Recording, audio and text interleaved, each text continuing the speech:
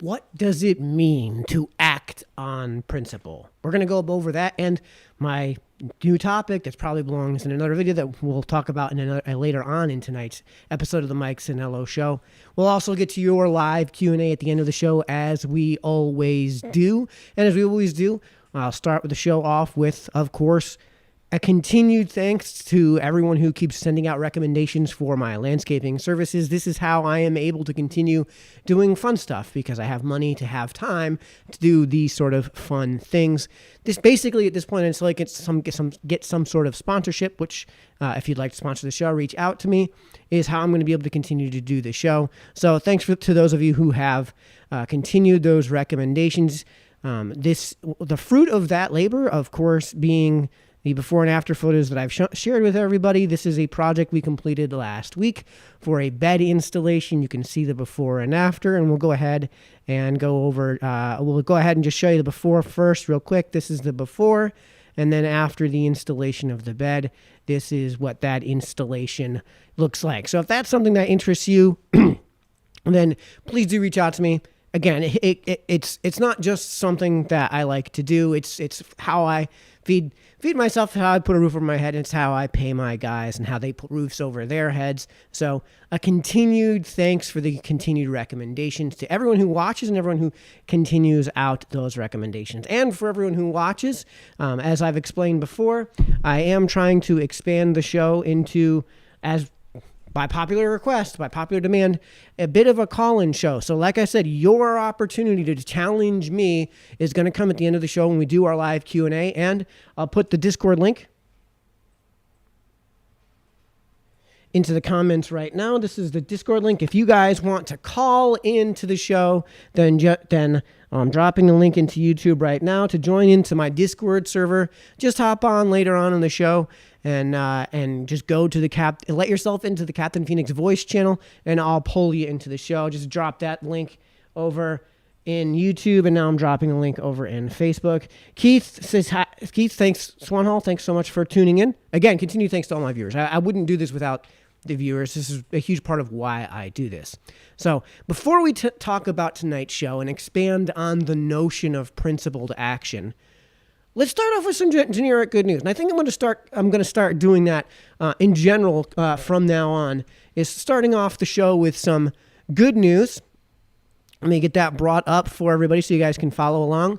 The New Milford Chaos, the 10 and under softball team here in New Milford, went on to the National World Series Championship game. They didn't win, but excuse me. Hang on. It wouldn't be an episode of the Mike Sennello Show without technical difficulties. I'll drop.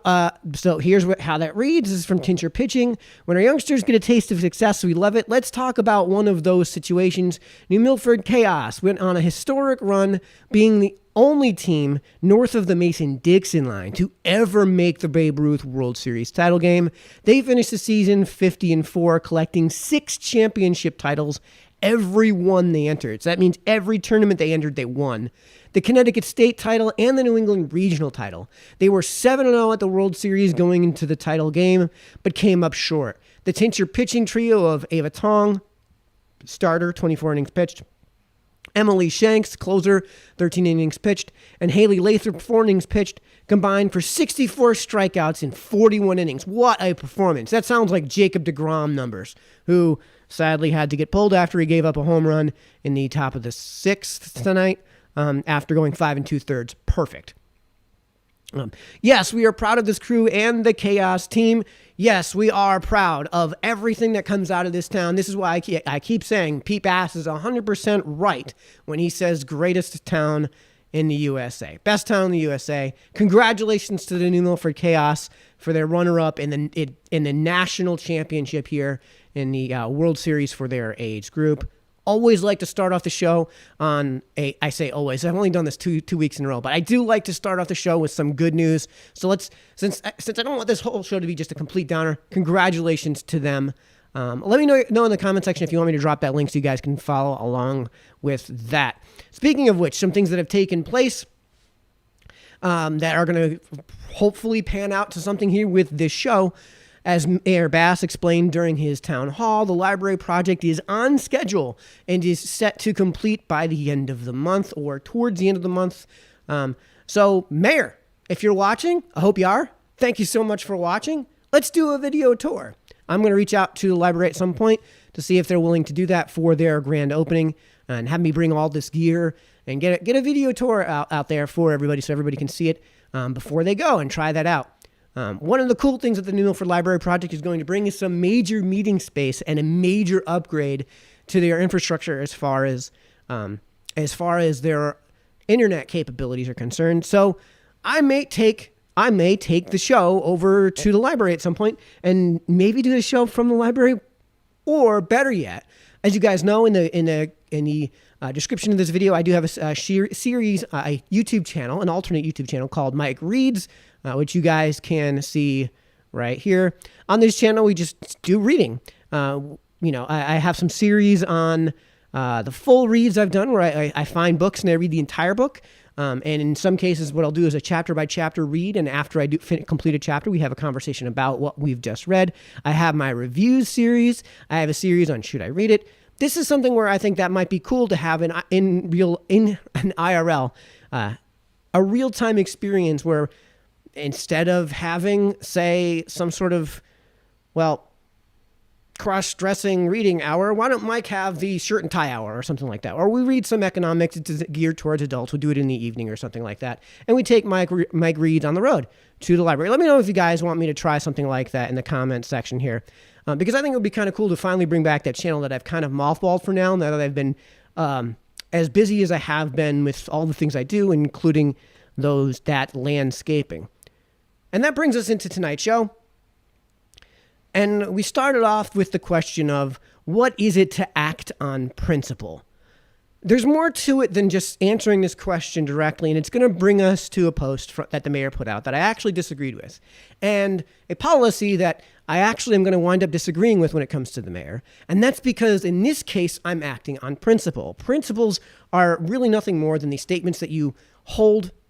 They can be rationalized out in most cases, but they are the things that allow you to draw a conclusion. So when you have an argument, generally speaking, what you're talking about is a sentence. And the easiest way to construct a logical sentence in terms of an argument is to have an if-then-because statement. If is your premises, then is your conclusion, and then your because is your argument. And the three tiers of arguments that I'm going to introduce in this video, and I'm introducing it knowing that these are Mike's three levels of argumentation. I don't think anybody's ever espoused this before, but the three levels are arguments on principle, arguments on practice, and then arguments on optics. I should probably be including this in my series on philosophical concepts, which you guys can see on my main channel right here. It's a series I put out. You can see, I started with Russell's Teapot, then I went on to The Dragon in My Garage, The Principle of Charity, Whataboutisms, Appeals to Authority, Mott and Bailey's. This is a series I have. Link is in this video's description to that channel. It's just my Captain Phoenix channel on YouTube. So if you guys are watching at home, this is a series you guys can follow along with. I should probably add this topic in a much more organized fashion onto those roughly 10 or so minute video series to make it a little bit more digestible. But the idea with these three levels of argumentation is that there's three, we'll call them ways to produce an argument. There are three tiers, and yes, I'm creating a hierarchy of the types of arguments that can be made that include within them a series of arguments. In this case, the hierarchy starts with arguments on principles and works their way down in terms of strength to optics. So I'm going to use an example to give an idea of what I mean by these three tiers. Let's say you have a question of should you steal the medicine, right? You really need the medicine. There's a pharmacist that has it. Should you steal the medicine? The argument on principle would be it is wrong to steal. So no, you should not steal the medicine. Why this argument is so strong is because there's no condition attached to that principle. And on top of that, you can remain consistent in how you do this. Somebody who presents to you the argument on principle of stealing is bad, you shouldn't steal, you should be able to then predict how they would interact with the world should another question of should you steal come up. And the answer is no, they won't steal. And if you can convince people to agree with this argument on principle, then you can stamp out entirely stealing in this case. In the case of should you steal, right? Below that is an argument on practice. And the argument on practice would be, should you steal the meds? Well, the answer could be no. Just like I said on principle, you shouldn't steal the meds because stealing is wrong, period.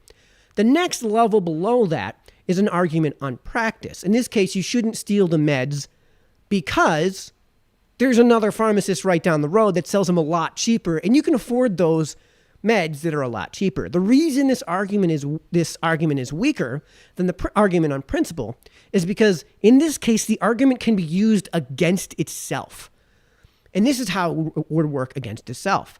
What happens when you have no pharmacist right down the road that sells this for significantly cheaper, sells the meds for way cheaper, and that you can afford to just buy in a consensual basis? If that doesn't exist, then the argument collapses because now the argument retreats to, okay, well, now we either need another argument or it's okay to steal the meds. The third level is arguments on optics. And they tend to crumble just within themselves before a condition can be achieved. Before we create with arguments on practice, you can create hypotheticals, you can create analogs for the thing, which cause the arguments to collapse. With arguments on optics, very often you can simply have the argument collapse without having that hypothetical, without having the analog. And this is, you shouldn't steal steal the meds because we live in New Milford, and that would just look really bad. Like, we really don't want to have a high crime rate in this town. It would just look bad for us. We don't want people to be coming into this town and saying, looking for homes, let's say, and saying, man, the crime rate's really bad. So optically, it would look really bad. Again, this kind of folds in on itself because you don't even need a what if, because the argument itself is that weak. In this case, you could flip that on itself and say, well, I don't care. I don't care that these are the consequences, because this is a purely consequentialist argument, which means that the morality of the thing is derived from the consequences of the thing, not from within the thing. That means that in this case, I can use the argument against itself without even changing the conditions. And the way I would use it is, no, I don't care. I don't care. I disagree with you that it's going to make us look bad. I just simply disagree with it. Right? And in this case, I would say that doesn't make us look bad for one person to steal the meds in the case where he needs the meds. Right? We have an already existing crime rate, right? Let's say of one robbery a year and the same population. And this year, we haven't had a robbery. So if I'm that one, then no, it's not going to look bad, right? So I don't even have a conditional to associate with that. What's interesting is that though I've demonstrated that an argument on principle is a significantly stronger argument than an argument on practice or, God forbid, on optics, the effectiveness of these three tiers is in reverse of their strength. So if you're looking to convince somebody in a debate, believe it or not, when it comes to the common operator, the common U.S. citizen, arguments on optics work way better, are way more effective at convincing somebody of your position than arguments on principle or practice. Arguments in practice are way more convincing than arguments on principle. And we're going to get into real world concrete examples here in New Milford of things that have taken place this week, in the past 7 days, to demonstrate not only why the three levels are tiered the way they are, and why it is that the arguments on principle are stronger than the other arguments, and why it is, too, that, believe it or not, the optical argument is going to be one that are going to convince a lot more residents in this town than the arguments on principle, which people in this video right now, everyone watching right now, you guys, there's going to be disagreement from the people with this position on principle from you viewers at home, there's going to be disagreement with that. Of course, the topic that got me into trouble on this matter, and where I would argue in both, I make 3 tiers of arguments against what the mayor has proposed, is what's going on with River Road. So as folks who tuned in, a bunch of folks tuned in Thursday night. I had the opportunity on Thursday night to fill in for Grant this week on the mayor's weekly podcast. And we had a good time. I did have to kind of hold my tongue and think, when the mayor was explaining what was going on with River Road. So before we get into the policy prescription and the policy itself that he intimated in that video in a later Facebook post and then had to almost immediately revise, let's give a background of what exactly is taking place over on River Road. So here's Pete explaining what's taking place on River Road.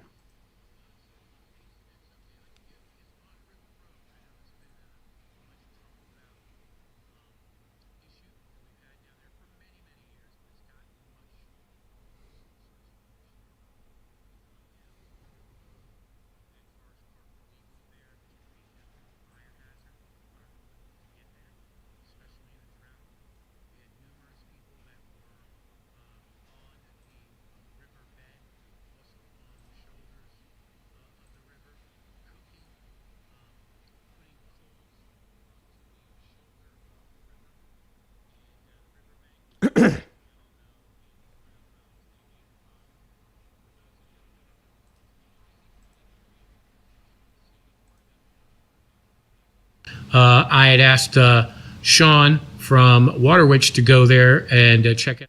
Excuse me, folks. Of course it wouldn't be an episode of the Mike Sennello Show without technical difficulties. Let's do this over. Pete, let us know what's going on River Road. Some updates. The next update I'd like to give is on River Road. I know that's been a much talked about issue that we've had down there for many, many years, but it's gotten much worse, especially this year. And going down to River Road, we've had cars parked illegally there, which could be a definite fire hazard for fire equipment to get there, especially in a drought. We had numerous people that were on the river bed, also on the shoulders of the river, cooking, putting coals onto the shoulder of the river and the riverbank, which could cause, as we all know, in these drought times, a major fire. And for those that haven't been on River Road, it's a highly wooded area, especially on the scenic part of that, the dirt part of that. I had asked Sean from Waterwitch to go there and check it out as well, and asked him, hey, Sean, if there happened to be a fire that happens there, what would happen with that dense of forest there? And he said, we'd be chasing that for days, and getting heavy equipment in there would be an issue. So that's a big, huge safety issue. On top of that, the garbage that people had left.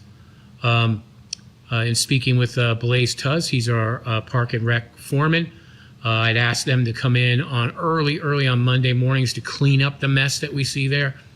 And it's been a tremendous drain on our personnel, as well as the health issues that are there, both for those picking up all this garbage and litter, and the animals that would try to get into this garbage.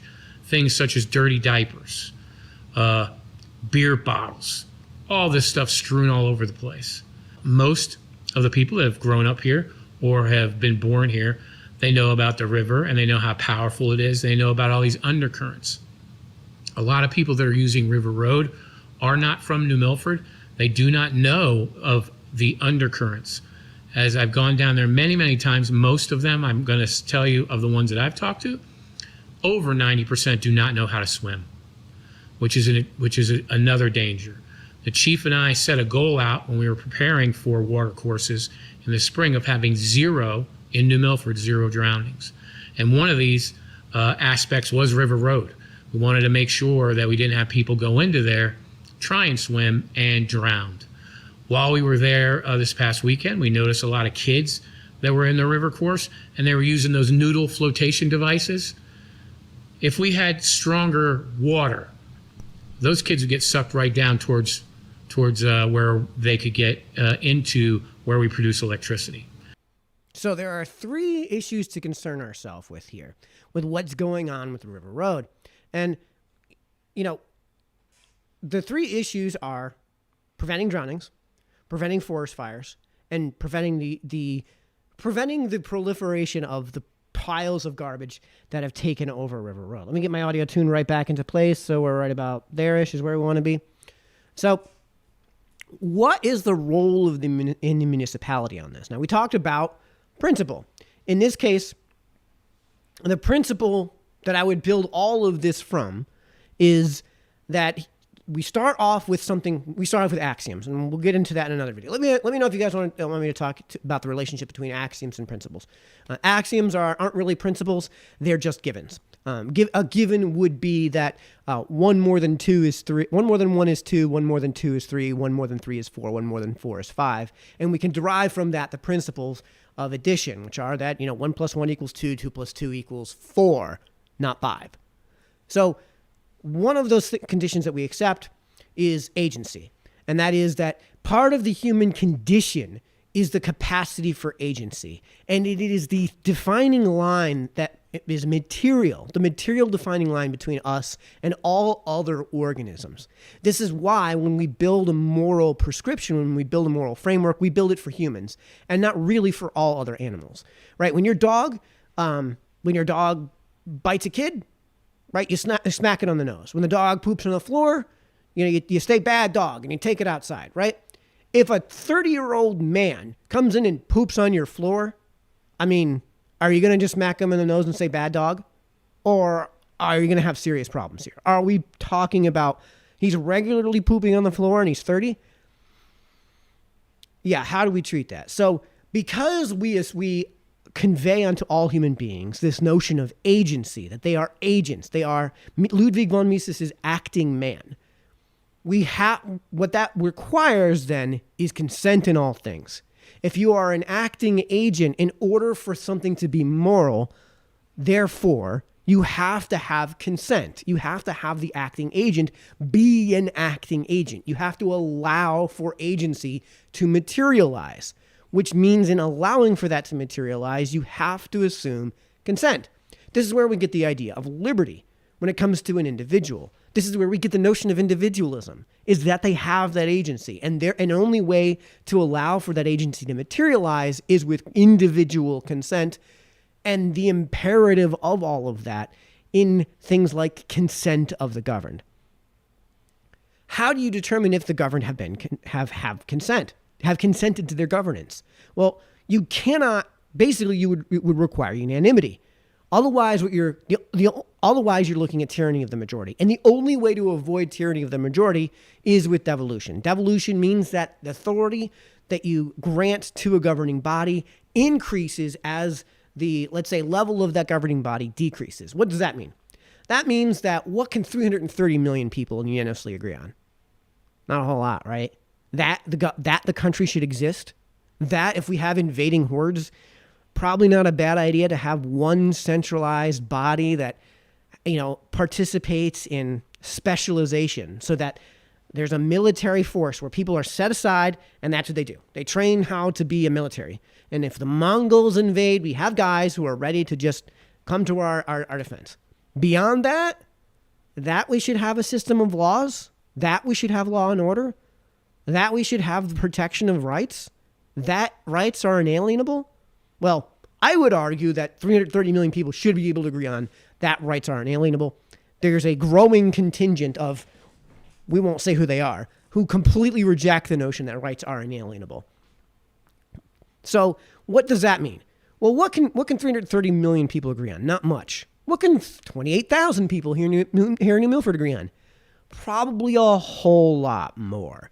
So if you can get, say, some idea that everyone consents to within a community, then you have consent of the governed. And this is how you avoid tyranny of the majority.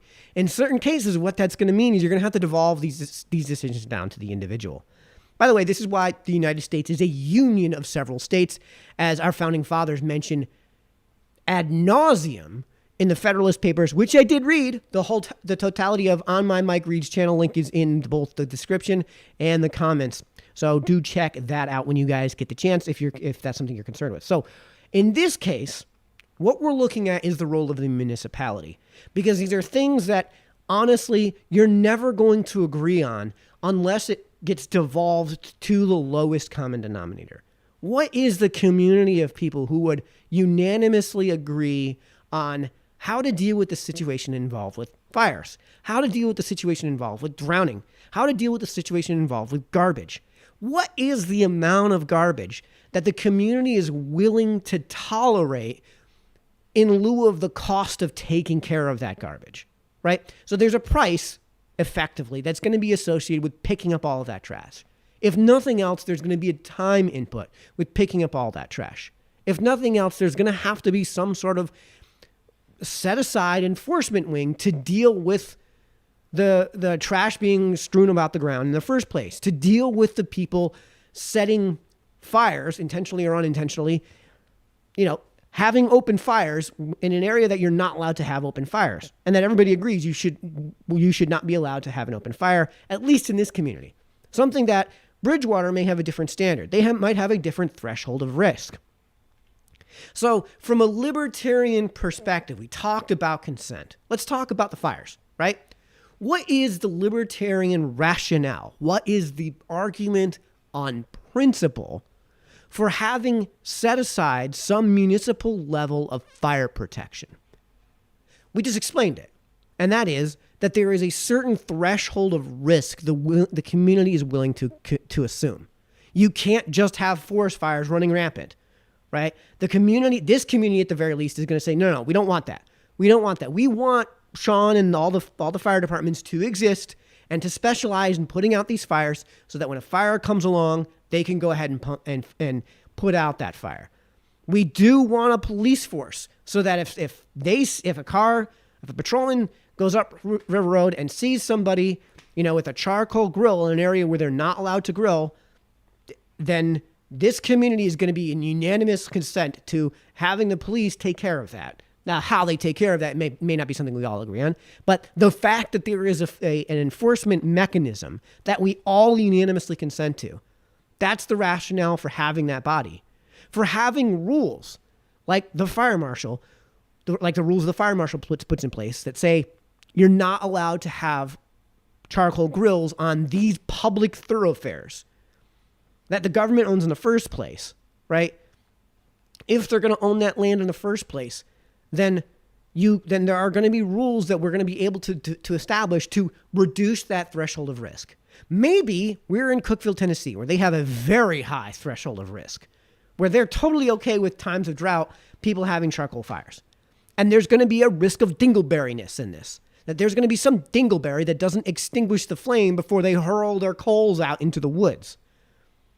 Here in Connecticut, I would presume in New Milford, Connecticut, that our threshold for risk is much, much lower than what it is in Cookeville, Tennessee.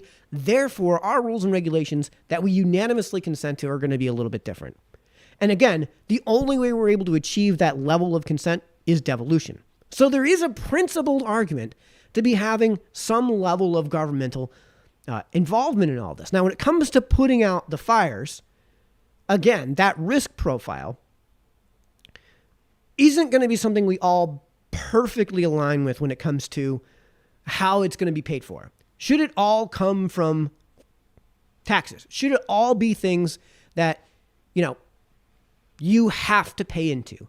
There may be a certain baseline that everybody's willing to pay into. And then on top of that, there are people that are going to say, you know what, my property's worth so much that I'm willing to voluntarily contribute to the cause of the fire departments, which, by the way, is why the overwhelming majority of the budget for the operating budget for the fire departments, which are volunteer, comes from this community's voluntary contributions to them. This is why you get those envelopes in the mail, and it makes sense for that to be the case. When it comes to garbage, I worked at New Milford Center Cemetery. I was the superintendent. You guys know that for a while. We had a neighbor that had an absolute embarrassing pigsty of a backyard.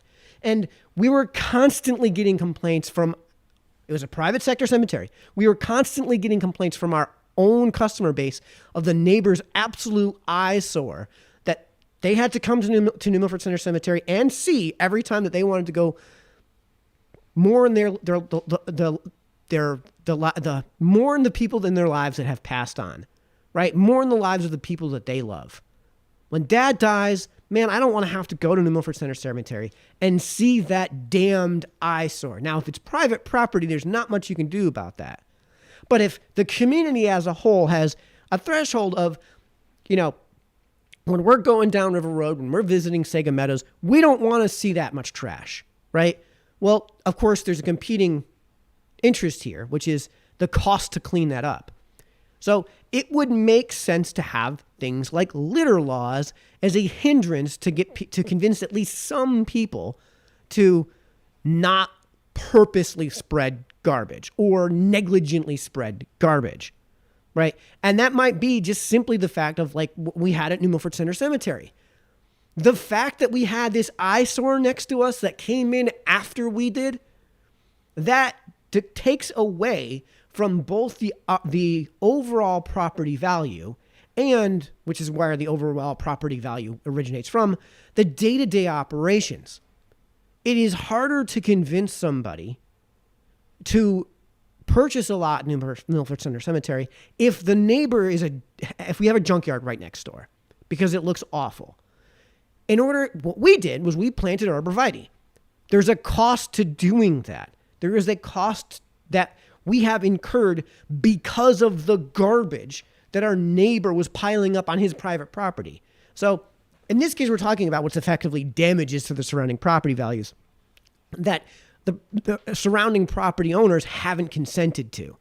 So in this case, it makes sense to have ordinances against littering. None of these are arguments on practice. They are arguments on principle.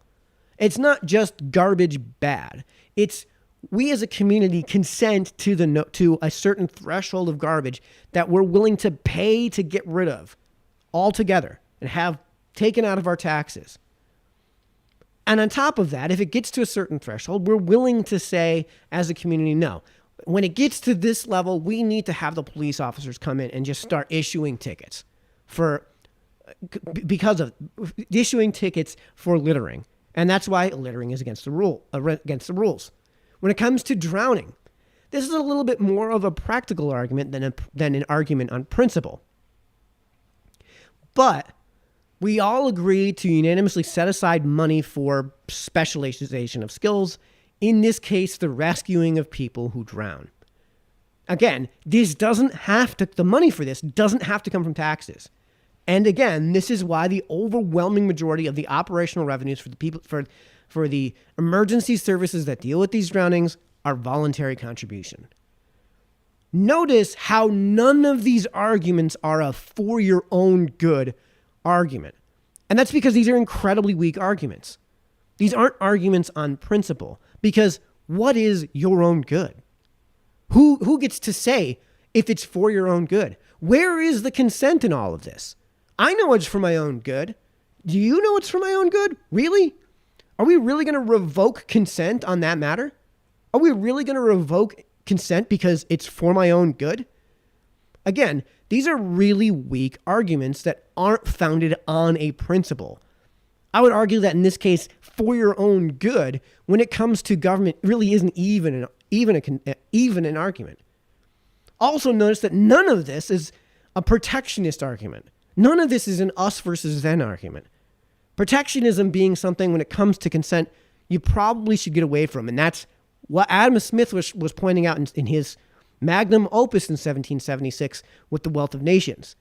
That at least from an economic perspective, protectionism is a full-on bad thing. When it comes to, the outsiders in this town, you shouldn't say outsiders bad. Well, why? Because you could be an outsider at some point. Says who, right? These aren't really arguments on principle. Why is the outsider bad? Well, we need a rationale for that. We have jumped to a conclusion, outsider bad. We have said the moral prescription, outsider bad. But why? So we need a way to get to that. There is an argument for protectionism when it comes to something like resolving the usurpation of somebody's internal generosity. And that's where you have an enforcement issue, right? So if you have people coming into New Milford that are abusing the generosity of the town of New Milford, then if you have laws on the books that already cover the things you want to get rid of, you already want to get rid of fire, deliberately causing fires. You already want to get rid of garbage, right? When it comes to those laws that already exist, if they're being properly enforced, then those problems should necessarily decline, and the concern for those problems should necessarily go away when it comes to outsiders. So, in response to all of what's going on here, the mayor started issuing some emergency orders. This is the original response. It's been updated. So, folks, this is how the mayor responded to all of this. And I want you guys all to remember those 3 tiers of argumentation here. So in speaking with everyone, we're going to make some changes right now, temporary changes to River Road and also to Sega Meadows, the back parking lot. And how we're going to do that, starting off with that, is first, there's no parking allowed on River Road, except there's going to be a couple of turnoffs that'll be a little bit farther up River Road. Those turnoffs, as well as the Sega Meadows back parking lot and the parking lot right before the railroad tracks when you enter the River Road, from when we go from the pavement to the dirt road, these are going to be by permit only. This is a free permit. You can come to the mayor's office Monday through Friday from 9 a.m. to 5 p.m. and you can pick up your permit. And this permit, what you will be able to do is then put that in your front window, and it will have the make and model of your vehicle. It will also be signed off from someone in the mayor's office and your plate. And this is good for 1 day. If you wanted to use it for 2 days, say you want to do it on Saturday and Sunday, then you'd get 2 of them. This is a free permit, but in this case, we can make sure and have a safe environment for River Road and for Sega Meadows. And that applies to Sega Meadows as well. Also, if you do not have a permit, you are not allowed to park in those areas. You will be towed. So just remember, if you want to park in those areas, please come to the mayor's office and get your permit. So, again, first things first, as far as you're not allowed to park on places that aren't the road or aren't designated parking areas, okay, I think we all agree that's not what the road is there your cars are supposed to go on the road, right? The road is there for the cars. That's not the part that I'm going to object to in any way. But overall, I can't really agree with the policy position being prescribed here in this. Again, it improves, but let's start off with this because this is where we started off. I can't agree with it in practice. I can't agree with it in principle. And honestly, I can't even agree with it from an optics perspective. And I'll give you the 3 tiers of the argumentation here. Let's start off with the weakest. The weakest is the optics here. This just looks like an overreach. It's not winning the community over.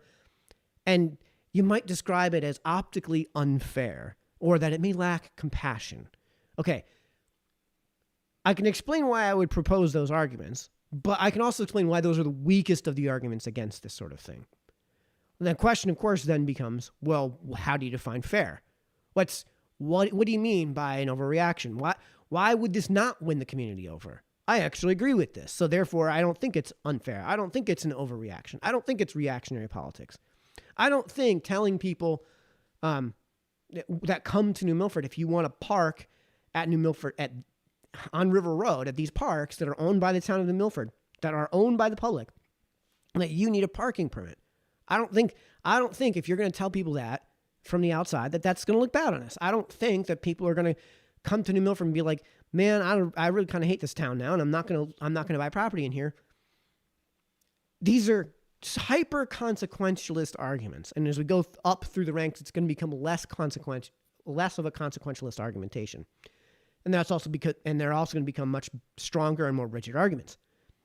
Again, the weakness of the optics argument is says who, and almost every optics argument, it could be a says who or a who cares. I don't care. This thing needs to take place. I know that it's we're letting a handful of bad apples spoil the bunch. Doesn't matter. These are the bad apples. We need to take care of this. F around and find out, basically. I don't like these arguments because, again, they can be turned on themselves without even needing a conditional, without even needing to produce an analog for the thing that doesn't work. How about the argument in practice? This is the one that's going to win people over. This is going to win people over. Listen to this argument in practice. How in the world is this going to get doled out? How in the world are you, if you work 9 to 5, Monday through Friday, and want to go there on the weekends, how can you possibly get a permit, right?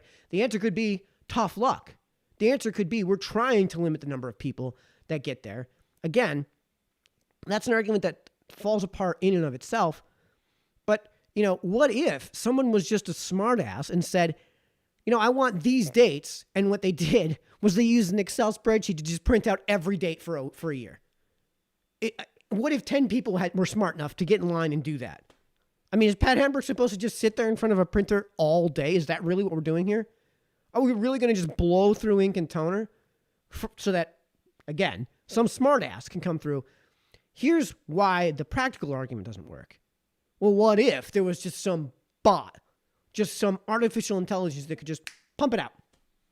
Well, now all of a sudden you're left with, okay, this seems rational. We can't rationalize why this policy is a bad policy. The final practical argument is something along the lines of, how the hell is this going to be enforced? We're going to actually come back to that because this is going to be the winning argument. Because if you have to have the tag in your car, how do you enforce it? Well, you have to have police officers going up and down the road. Well, what if you could find a way to enforce it without the police officers going up and down the road? What if you could just have drones going by? What if you just had an automated, a lever system, and you have a tag, and you hold up the tag to the window, to the lever, and it reads the barcode or the QR code, and it says, oh, this is Mike Sennello's blue Ford pickup truck, right? And, there's some camera that says, oh, that is his blue Ford pickup truck with this license plate. Mike has gone and done the work to get this parking permit. It's the correct date. Arm goes up. You can park here, right? And then let's say there's some sort of drone or something that goes around and hands out tickets if you're there past sunset, let's say. Well, now this argument completely falls apart. It's going to be a strong, more winning argument to say, if you're going to have cops going up and down that road anyways, enforcing the permits, then why couldn't you have cops going up and down that road, enforcing the already existing laws and rules against things like swimming in the river, against things like littering, and against things like dumping out your coals and having open fires in the midst of one of the worst droughts we've had in like 7 or 8 years? Again, it's a winning argument, but it's a weaker argument. Now let's raise that to the argument of principle. And the principled argument is protectionism for its own sake is bad. You shouldn't have protectionism, and this is protectionism. This is us saying we only want the people that are going to be in those parking lots who go through the effort of getting those permits. And that's just protectionism. Now, from what Mayor Bass has intimated over the past few days, it seems like anyone from any town can go get these permits. Correct me if I'm wrong, anyone in the chat in this matter, which means that it seems like even the argument in favor of doing these things for protectionism falls apart because it's no longer an argument in favor of protectionism.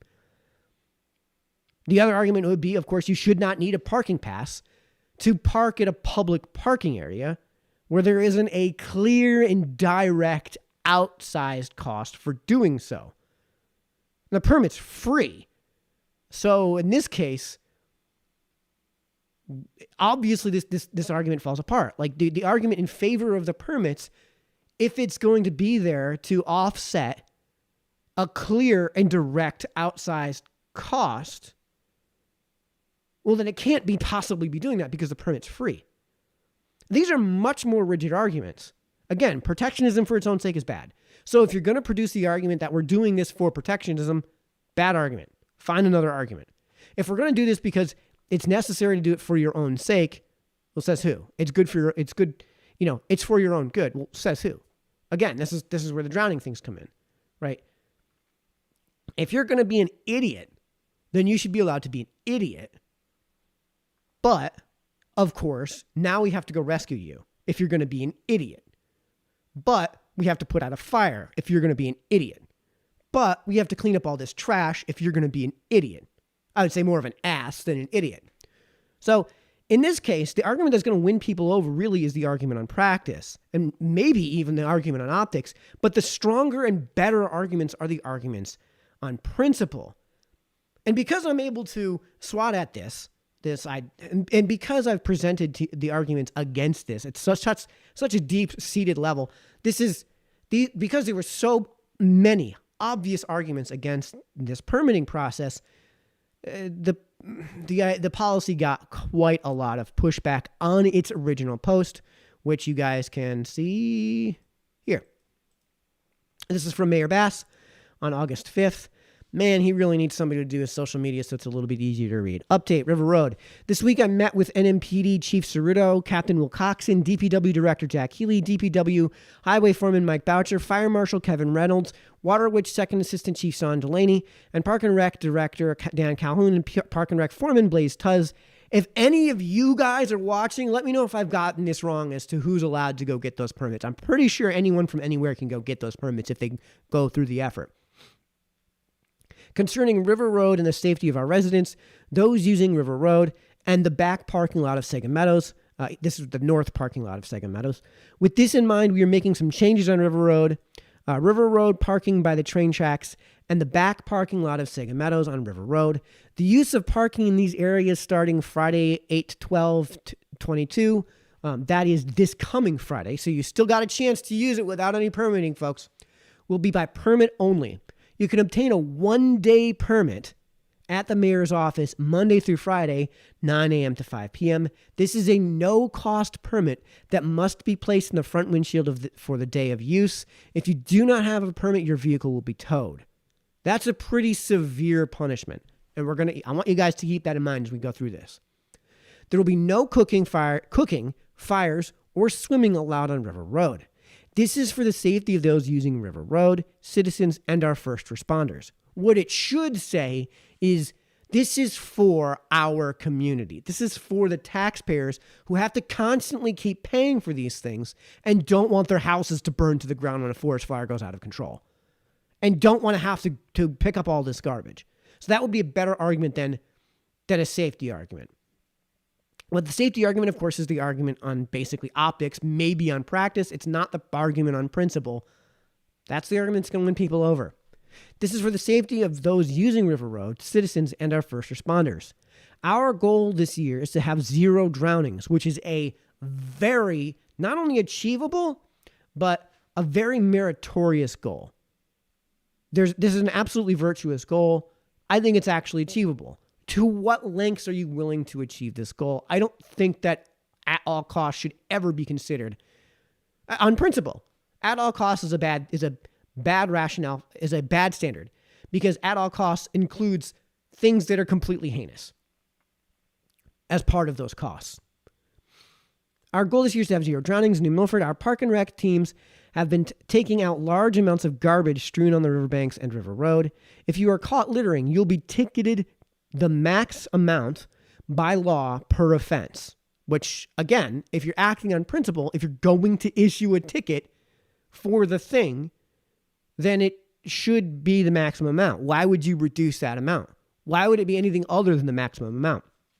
If you are caught littering, you'll be ticketed the next amount per offense. We do know that River Road area is a beautiful area to walk and run, fish, kayak, canoe, picture taking, etc., which is allowable. Which is allowed is what he means. Please make sure that you have the proper safety equipment when using the water courses. That means not the pool noodles, folks. That means if you're going to be on a boat in the water, on the Housatonic River, which is a dangerous ass river, that means life vests. We will have a few parking pull-offs on River Road for those doing of the allowable uses. This, too, will be by permit only. Our New Milford Police Department and park rangers, hi, Mike, will be on River Road this weekend to enforce these measures that will protect our residents, visitors, and first responders. More to follow. Now, I'm going to scroll down real quick. So in speaking with everyone, we're going to make some changes right now. Hang on. Temporary changes to... Again, it wouldn't be an episode of the Mike Sennello Show without technical difficulties. So I'm going to scroll through this real quick because you guys kind of agreed with me, at least on principle, or at least in practice, that this was kind of not something you guys would agree with. Let me see. Facebook screwed up on me, so you guys are gonna have to bear with me as I find some of these responses. This is from Jennifer. Jennifer, I'm gonna pronounce your last name wrong. There's no way for me to not pronounce your name wrong. This is for Jennifer Geis. I'm gonna guess. Folks, let me know if I've got this wrong. I live on River Road and am grateful for the efforts, but I agree this is unfair. Remember what I said about the level of argumentation here. To residents who have used the road correctly for years, there should be an online way to get passes for residents that's confirmed by tax status or residency. Okay, so we've introduced a practical argument now. We started off with the optics argument. Now we're introducing a practical argument, which means that if these conditionals are met, or if you produce an analog for this sort of thing where these conditionals would apply, but no one would agree with that conditional, then you could possibly achieve a different outcome, right? If you apply an argument to a thing and its analog and you produce different conclusions, then what you have done is you've produced a weak argument at best. So if, for example, in this case, let's zoom in one more turn. Let's go one more. If there was an online way to get the passes, she would be in favor of the daily passes. That's confirmed by tax status or residency. Then she would be in favor of this. Considering the major offenders are out of town / out of state, having to get a permit should decrease the traffic. Well, if they're just going to violate the permitting, then they're just going to violate the permitting. If they're out of staters, if they're out of towners, how do they even know the permitting needs to take place until they get there? And in that point, they're going to, if they were willing to violate the law in parking there in the first place, if they were willing to violate the law and start these fires in the middle of a drought, you think they're going to abide by a law regarding parking permits? You really think they're going to do that? No, they're not going to do that. They're not going to do that. Which is why this is, again, is an enforcement issue, not a policy issue. Our out of town, out of states, having to get a permit should decrease the traffic, but there needs to be a modification for residents. And the thing is, as soon as these conditionals are met, then Jennifer has no reason to complain about the thing, even though it's still going to be a daily permit that you have to somehow put into your window. So if you guys just go there and say, oh crap, I forgot to do this, pull out your phones and go online, then what are you supposed to do? Leave your phone in the windshield with the screen on, cooking on your underneath your windshield, cooking on your dash? Are you supposed to just carry around a portable printer? They exist. They technically exist now that you can just hook up to your phone and print it out. Again, these things exist. We are in 2022. The technology level that we've achieved is amazing. But is that really what you're supposed to do if you say, crap, it's 5:30 and they're closed on a Friday and I just got off work and I wanted to go for a quick run and I forgot to go do this? How would you do that? How would you get an online system? Oh, well, it's connected now virtually to the police department so they can pull up your plates and say, okay, they did get a permit. Well, again, what happens when there's some sort of failure to communicate on all this matter? This is a situation where I've created an analog where you have the exact conditions that are met, yet you have some sort of failure to connect. The back end of the website crashes. These things happen. Let's say it crashes because too many people are filling out these forms. Let's say it crashes because somebody accidentally entered a character that wasn't accounted for when scripting the thing, so the whole thing crashes. Well, now, if they run your plates, well, no, you're going to get towed. And that's a severe penalty. That is a severe penalty. So I want to talk about gray markets real quick. The difference between a black market and a gray market and a white market. A white market is thing is legal, right? Let's talk about weed. Let's talk about not weed. Let's talk about alcohol. It's 1910. Alcohol is legal. Now it's 1919. Alcohol is illegal. So the only place where alcohol is going to exist, because the whole thing and all of its methods and all of its existence is banned, is on a black market. There's a thing between a black and a white market, which is called a gray market, which is today. Today, you can go to a liquor store and get as much booze as you want as long as you're 21. The gray market is where you have a situation where somebody hasn't paid the fee to be allowed to distill that liquor and sell it to and distribute it to a liquor store, a front end.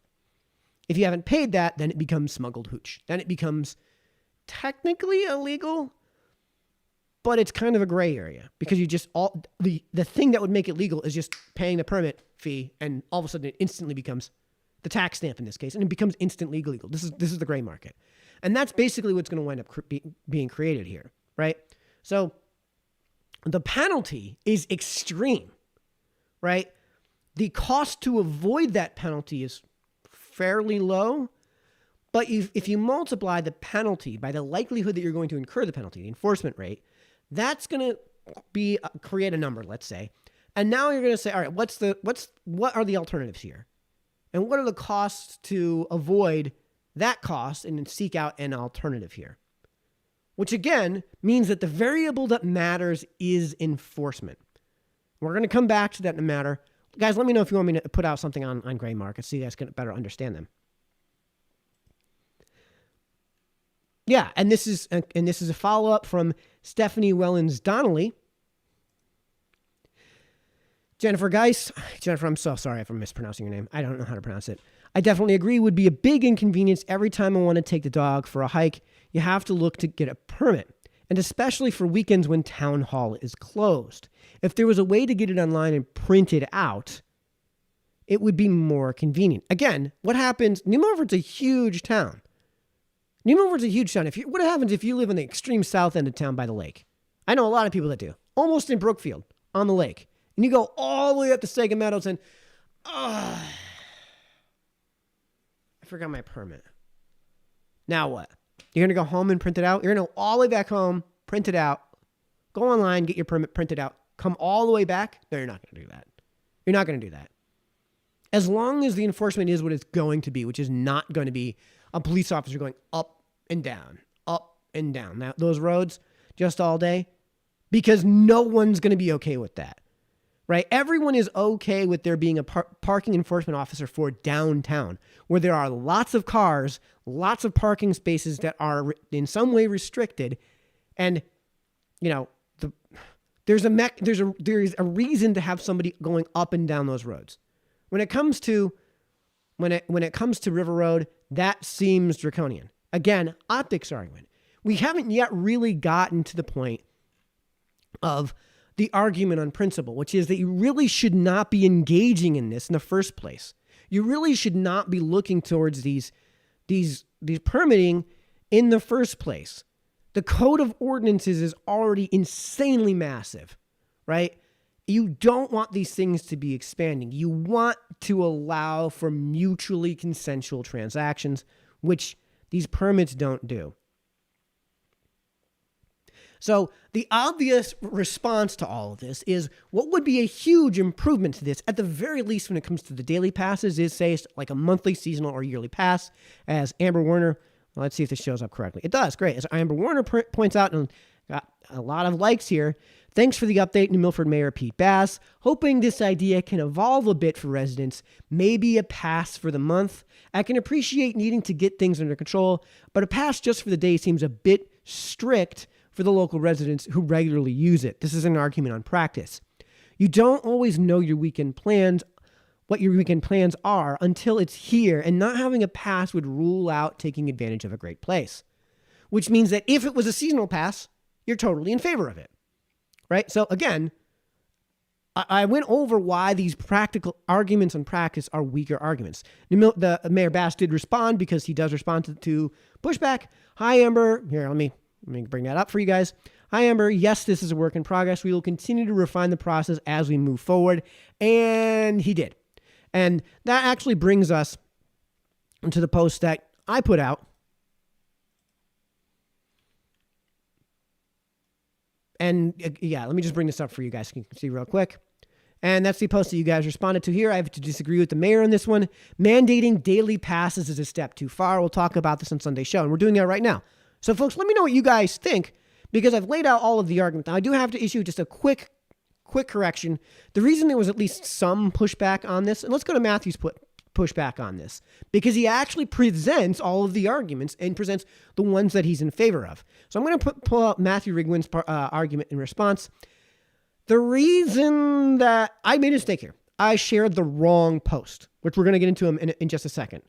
We're going to get into that post in just a second, because this is an update, for Pete's sake. This is an update on Mayor Bass's original post that you guys pushed back on, and I think rightly so. So here's Matthew's response.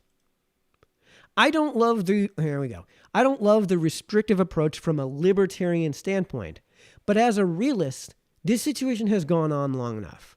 When you see a pile of trash and baby diapers left on the road's edge every weekend, GTFO is a pretty natural response. He's not wrong. It is a natural response. I just don't think it's the correct response. I do think there is something that is the straw that breaks the camel's back.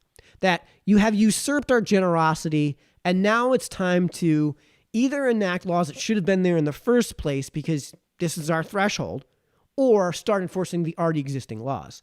The annual river deaths in this area are a tragedy. But using them as a cause for limiting access feels more like rationalizing than speaking hard truths. This is true. This is what we just talked about, right? That in this case, when it comes to the drowning deaths, the for your own safety is a bad argument. When you're saying that the drowning incidents we're using the drowning incidents as a way to, we're trying to get rid of the situations where we have the huge expenses of bringing in all of these emergency services to deal with these drownings. That's a very different argument than it's for your own safety, right? Because again, it sounds like, Matt, it sounds like if you're watching, it sounds like you're arguing that this is a post hoc rationalization, as in you've achieved the conclusion, you've already arrived at the conclusion, and now we've got to work backwards. Remember that if, then, because statement? We're working backwards to produce a reason why. We've already said if and then, and then we got to figure out a because. Rather than having the because, it's already there, which then you can say if, then, because, and you can always produce a predictable because. The conditions don't change. A good and strong and effective argument is the one on principle, because the principle doesn't have to change.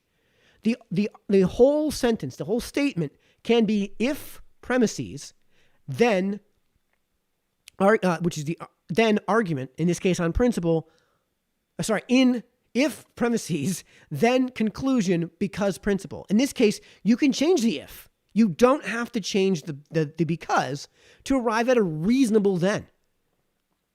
If you do an ad Hitlerium, if you take something to its logical end and say the then that we arrive at is something I can't agree with, it's because the argumentation is weak.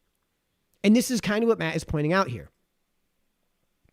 Visitors simply aren't welcome to come here and literally S on New Milford. Okay, again, this is fair. It's not that they're not allowed to come here. It's they're not allowed to S on New Milford because you shouldn't S on New Milford. You shouldn't S, even if you're an insider, you shouldn't S on New Milford. The mayor didn't cause or make up this problem out of whole cloth. The people failing to practice leave no trace did, and I support the mayor's efforts to solve it.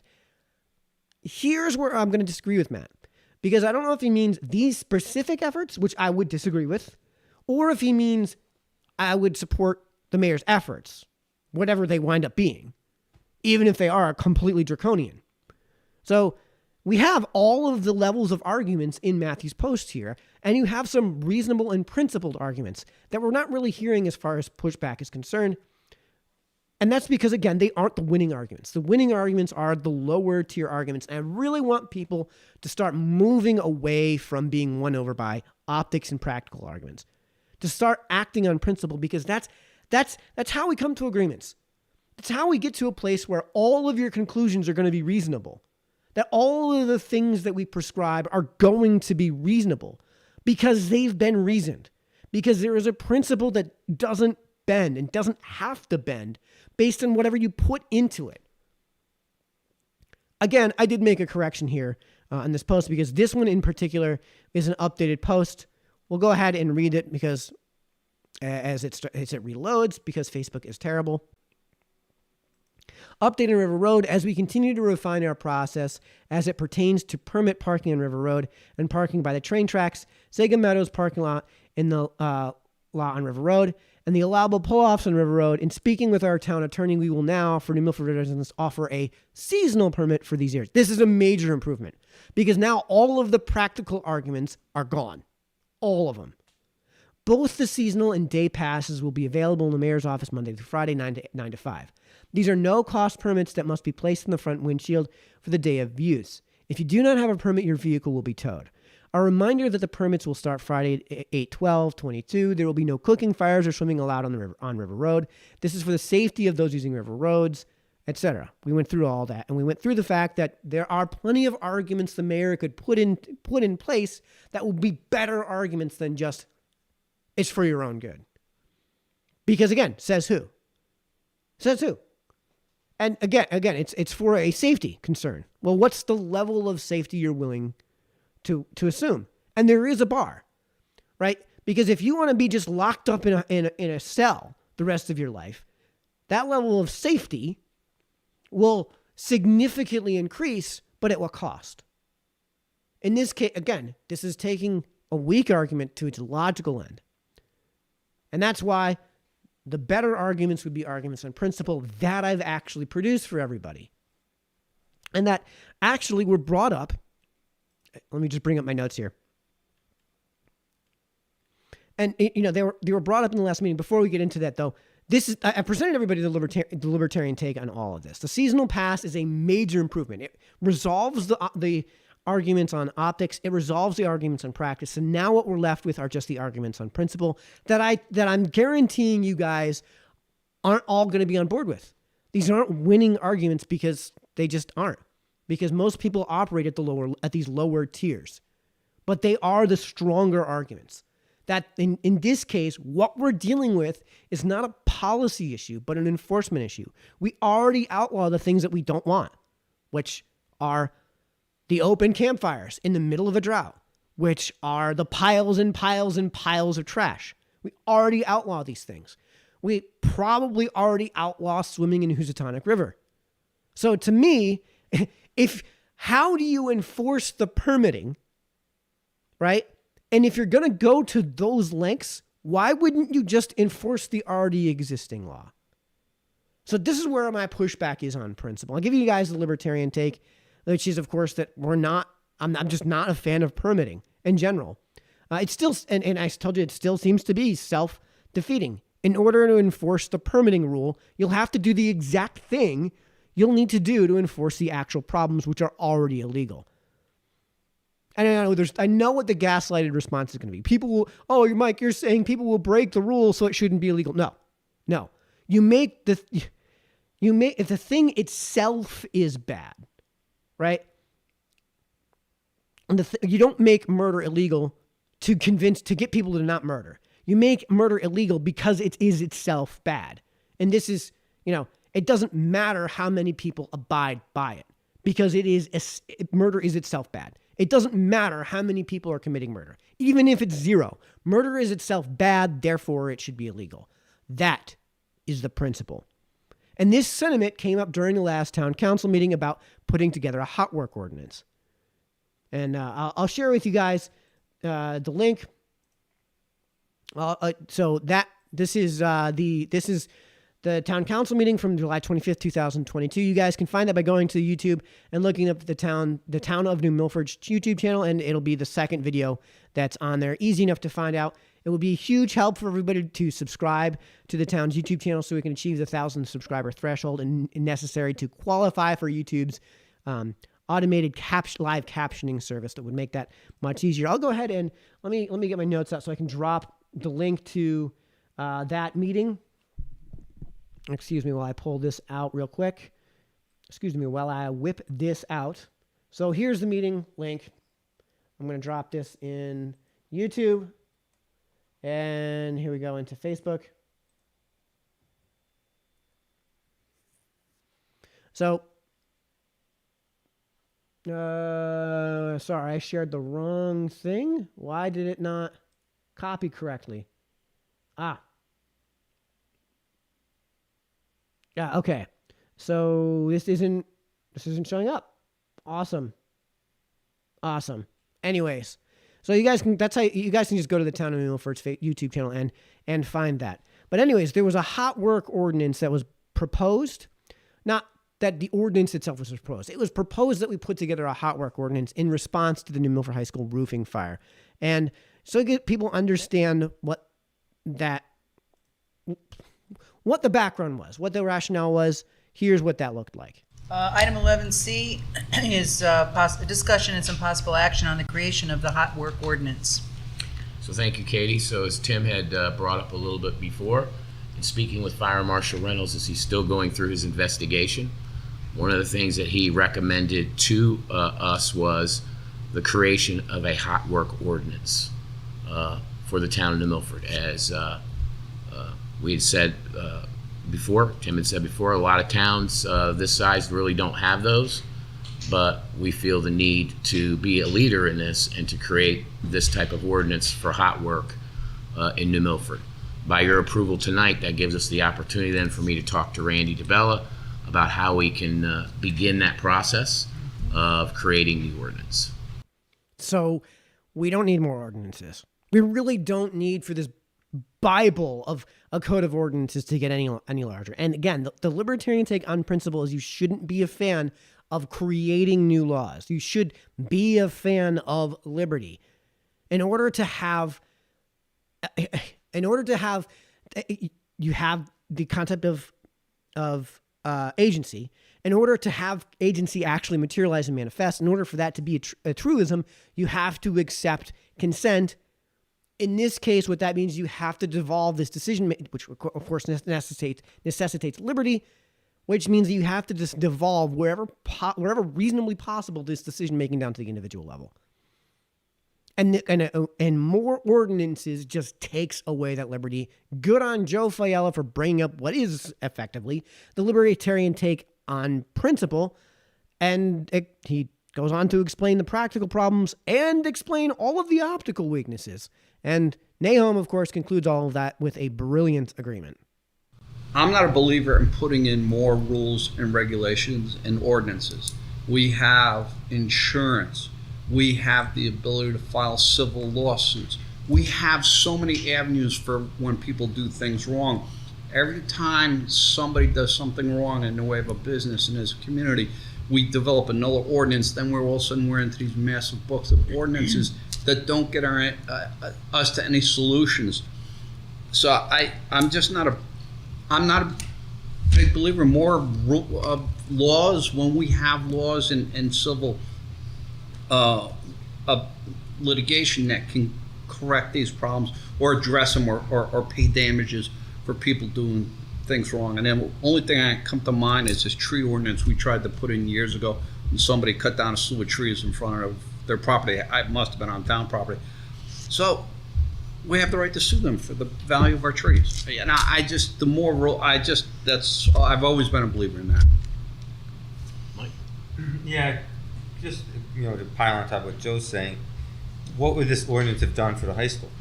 The guy did what he wasn't supposed to do, so we would charge him $250. It would have, if we'd had that, it would have required a permit, would have been taken out, and that would have alerted, potentially could have alerted the contractor to But they were told not to do it. I know that. And they didn't do it. So that tells you right there that this is a huge part of why permitting is something you should just try to avoid. That you don't need to expand laws when you already have something on the books that's designed to cover all of this. The goal should be, when it comes to the hot work ordinance, I am willing to wait and see where this goes. But this is the exact overreaction and burdensome / cumbersome legislative and regulatory environment that makes this state so goddamned expensive to live in. True, inflation is real, and New Milford and Connecticut can't do much to counteract what happens in D.C. Money printer go burr monetary policy is at the heart of why everything is so preposterously more expensive than it was 18 months ago, and is also at the heart of a certain party's political platform. But the thing is, it's things like the red tape hell that is zoning, the never-ending growth of the code of ordinances, which nobody has read cover to cover. It's an absolute Bible.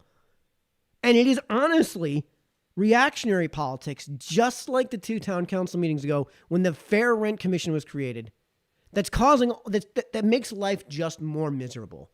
And that's especially true when it comes to the Fair Rent Commission, which, PPAS, if you're watching it, I do not ever populate that thing. And quite frankly, we created it. I wonder if We abided by the laws by creating it, and now we can dissolve it.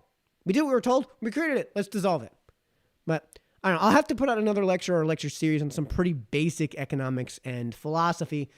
But these are things we should really avoid allowing in our halls of government. So I kind of am. I have a venue in mind. Maybe we'll use the library. Maybe we'll take Mike Reeds to an in-person setting. Maybe we'll read some Sol, Hazlitt, Hayek, Smith, Bastiat, Mises, Friedman, etc. Let me know in the comment section if you want me to go ahead and do that. Let me know in the comment section because I'm going to put together some in-person events, or at least one. Maybe that'll turn into a series. Let me know in the comment section if you want me to go ahead and do something like that, and what you have in mind. What would be a topic that you would go attend in person? So look out for that because I am in the midst of putting that together. And speaking of upcoming events, Wednesday night is the New Milford High School Roof Fire Town Hall. So look out for that. Again, I told you guys I was going to move away from that topic because these town halls are just the best resource for that. The mayor has been excellent about getting all of that information out. I got through the big news that took place. It looks like we're not going to need pods, which is going to be which is awesome. I love the fact that we're going to delay it just a few days so we don't have to do pods at all. It's been amazing the progress Belfour has been able to get in both. Remediation is basically done, and we're now talking about renovation, and we're on to the renovation process.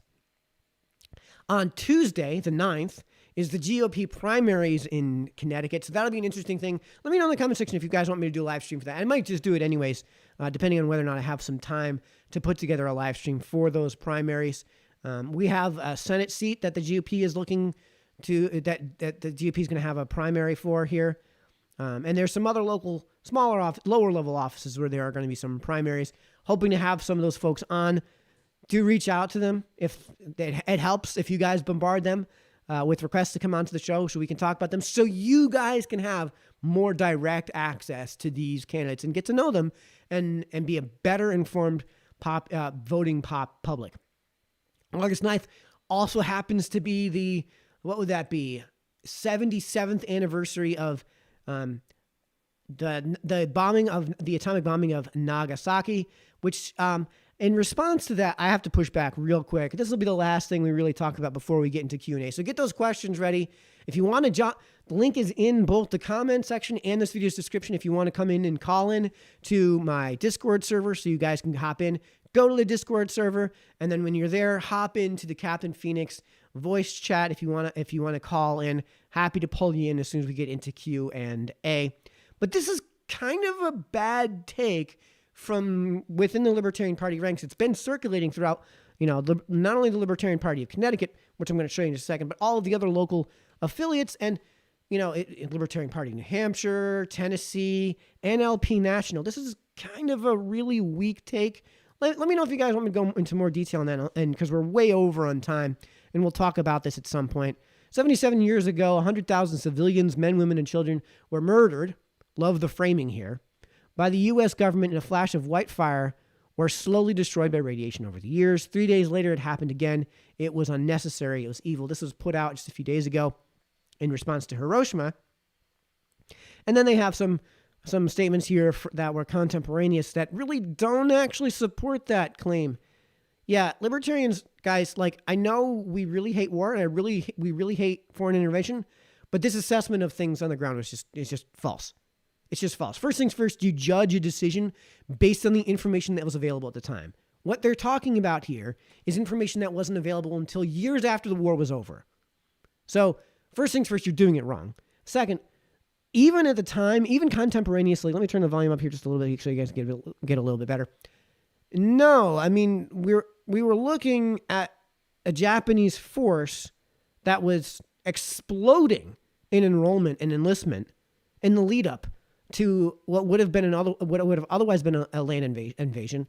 We had Okinawa to build some projections on, and those projections had hundreds of thousands of Americans dead, right? It had millions of Japanese dead, who, again, Japan 1945, the common population of Japan 1945 was not the common population of Japan even 1975.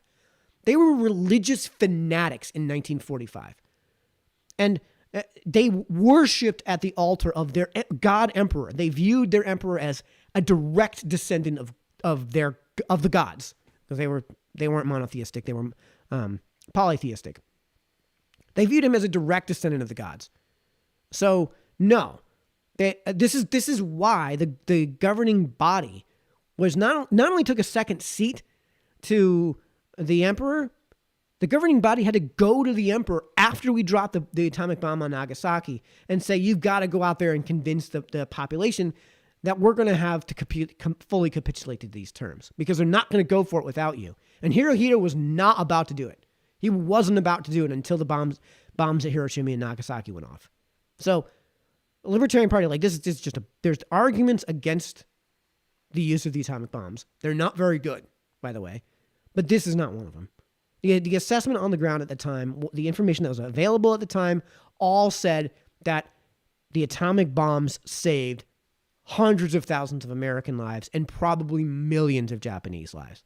So there are arguments against their usage. This is the worst one. So guys, let me know in the comment section if you want me to talk about that at some point. I may carve out some time tonight if you guys are interested in that topic, since that date is coming up. So with that said, we're about to dive into Q&A. So if you guys have questions, if you guys have comments to make, go ahead and drop them in the comment section now, or hop on to the Discord and we will pull you in. Let me go ahead and make sure that I have the Discord server pulled up properly. If anyone wants to jump in, if you guys want the link to the Discord, the invite link to the Discord server, I'll be happy to drop it. I'll be happy to drop it in there. Looks like we got quite a bit of activity here on YouTube. Mike Stengel says no audio. Okay, so that was just the audio issue. Joe Gregorio joined in. Hey, Mike. Hey, Joe. Joe says permitting use is absolutely absurd. It's making the town terrible. I would love to understand what Joe's rationale is for this. I gave several rationales in favor of Joe's position. He continues, my response to Pete is stop. It's already terrible that we need a permit to use resources we, the town, pay for and pay to maintain. Apparently he agreed with me at some point. We're supposed to be the greatest of all towns, and we're turning into not that. Now, the pushback, Joe, would be that the reason we're turning into not that is because of these out-of-towners or out-of-staters that are ruining this town. Yes, I imagine we're probably going to get that commentary here in Facebook.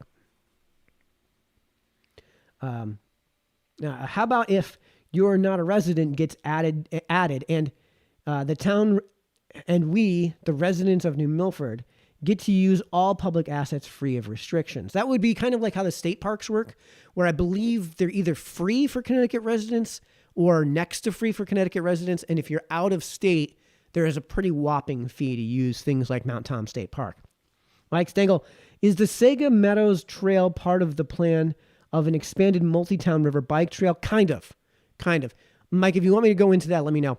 That's kind of a very long topic. I may have to do, for those of you who remember my video, that was the community center project, where it was a feature-length video, my first ever feature-length video that went into pedantic detail as to what took place in regards to the conversion of John Pettibone School into a community center and the notion of bringing a community center here to New Milford, both as a bit of a history lesson and to document exactly what took place and why I thought that the right direction to go was the right direction to go.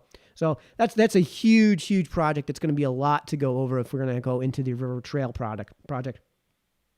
If so, making the back parking New Milford only permitted parking make that plan unworkable. That's true. I don't want to say it absolutely would. It probably would make that River Trail pretty unworkable. Joe DiGuerrero, when is the mayor's office open? 9 to 5. I typically fish spontaneously before 8 and after 6, and I regularly park in those locations. This is an argument on practice, but it's one of the arguments I brought up.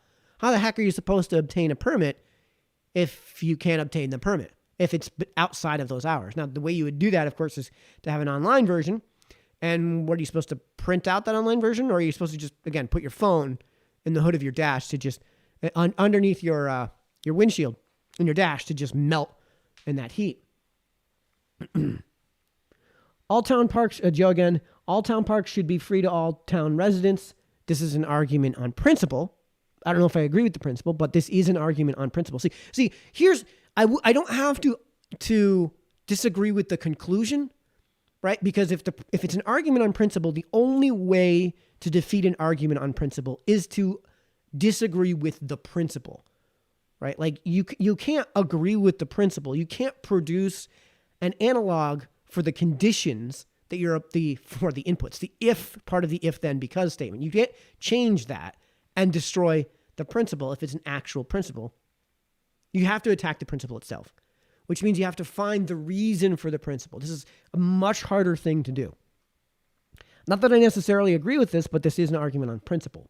If someone wants me to petition to make that happen, if someone writes me a petition to make that happen, I will not stop until it does. I'm not sure what the grammar there means. 100% I'll try to be there. All right, let's go see what you guys had to say on Facebook. Keith says, good evening, Keith. Thanks for joining in. Ray, our most committed viewer, our most committed regular viewer. Thanks, Ray, for joining in. Love to see Ray here every single time. I love to see that. I'm really genuinely, oh God, I'm at a loss for words. Grateful for all of my viewers, especially guys like Ray who are here every single night. Ray, toe the New Yorkers. Okay, all right. I know how Ray operates. I would need a reason to do that. I wouldn't just toe them just to toe them. I wouldn't toe them just because they're New Yorkers. But I know where Ray's going with this. So Ray, thanks for tuning in, and thanks everyone else for tuning in as well. I don't see anybody in the Discord server I don't see anybody to pull in from the Discord server who wants to call in. Again, link is in this video's description. Link is in the comment section if you want to do that next time. Thanks everybody for tuning in. Again, genuinely grateful for everybody who comes with us and who watches this both live and after the fact. Love to see you guys at some point in real life at some event that I'm probably going to be putting out. These are always good to have you guys here, and we'll see you guys in the next one. Hopefully, again, returning to our regularly scheduled programming hours at 7 p.m. Sunday night. Next week, that'll be the 14th, which I should be here for. I'll be out of town on business, which I'll get into in the next show in the week after that. But in the meantime, keep those recommendations coming. We'll see you guys in the next episode. Good night.